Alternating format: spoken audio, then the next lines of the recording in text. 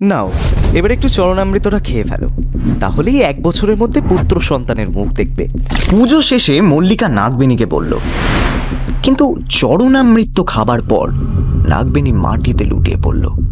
আর মল্লিকা তার বুকের উপর বসে গলা থেকে গয়না খুলতে লাগলো। তারপর নাগবেণীর নিথর দেহটা মন্দিরের মেঝেতে শুইয়ে রেখেই সেখান থেকে পালিয়ে গেল মল্লিকা। কিন্তু চরণামৃতে কি ছিল?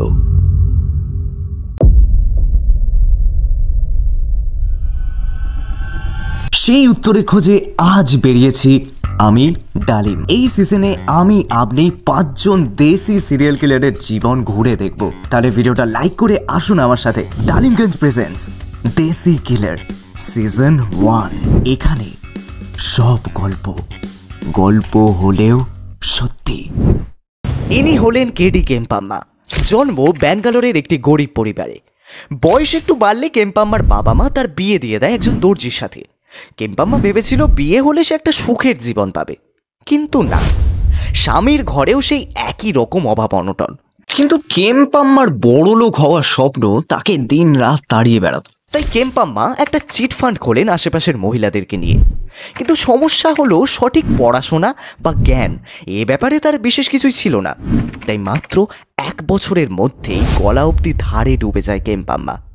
দুর্ভাগ্যক্রমে তার স্বামীও তাকে এই সময় বাড়ি থেকে তাড়িয়ে দেয়। বাড়ি ঘর সব হারিয়ে কেম্পাম্মা তখন রাস্তায় ঘুরতে থাকে।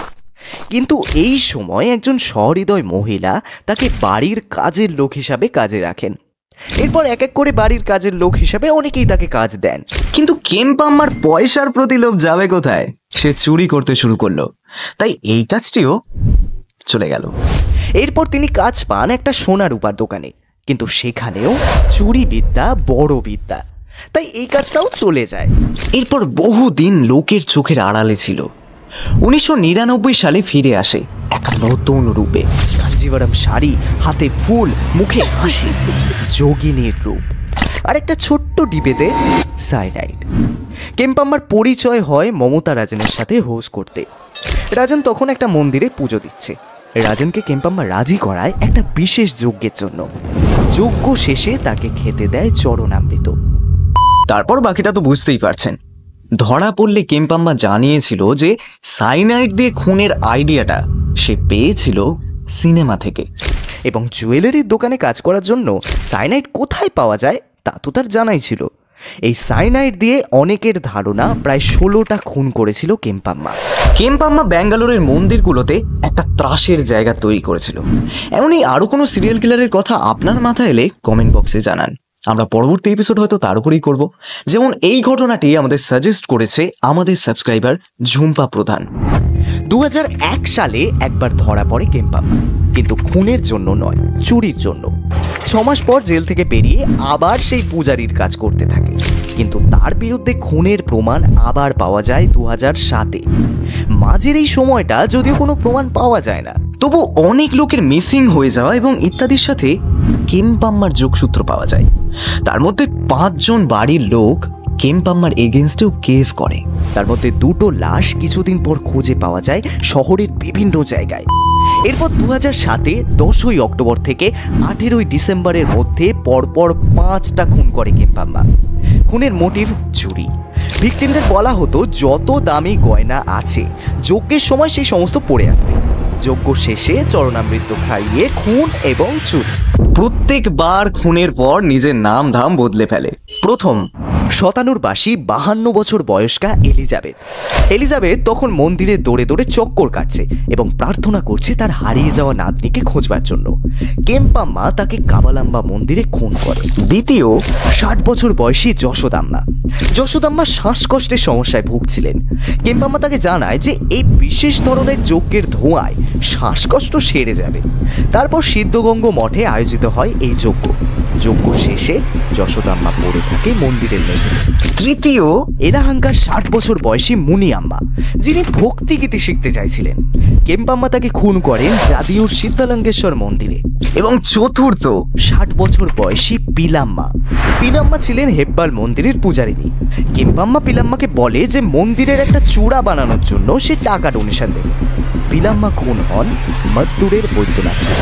এরপর রেণুকা নামের একটি 22 বছরের মেয়ের খোঁজ রিপোর্ট দাখিল হয় পুলিশের কাছে 29শে ডিসেম্বর। রেণুকার স্বামী দুবাই থেকে ফিরে এসে রেণুকাকে খুঁজে পায় না, তাই এই রিপোর্ট। জানি এখন আপনি আপনার সেই বন্ধুটির কথা ভাবছেন যে নিশ্চয়ই গোপনে সিরিয়াল কিলিং করে। তাকে শেয়ার করুন ভিডিওটা আর তাকে জানান যে আপনি সব জানেন। রেণুকা থাকতো তার দিদি মনির সাথে। মনির মাধ্যমেই রেণুকার সাথে আলাপ হয় কেম্পাম্মার, যদিও তখন সে তার নাম বদলে বলেছে জয়াম্মা। কেম্পাম্মা রেণুকাকে বলেছিল যে একটি বিশেষ পুজো করলে তার বাচ্চা হবে। 7ই ডিসেম্বর কোলারের একটি সাধুর আখড়ায় খুন হয় রেণুকা। কেম্পাম্মার শেষ খুন 18ই ডিসেম্বর। 30 বছর বয়সী নাগবেণী। রেণুকার খোঁজ করতে করতে পুলিশ পৌঁছায় নাগবেণীর পরিবারের কাছেও। নাগবেণীর পরিবারের কাছে কেম্পাম্মা নিজের পরিচয় দিয়েছিল মল্লিকা নামে, কিন্তু পুলিশের বুঝতে বাকি থাকে না যে গঙ্গাধারী শক্তিমান হ্যায়। সেই থেকে সাইনাইড মল্লিকা নামে পরিচিত হয়ে যায় কেম্পাম্মা। 31শে ডিসেম্বর 2008 সাইনাইড মল্লিকা ধরা পড়ে এক বাস স্টপে।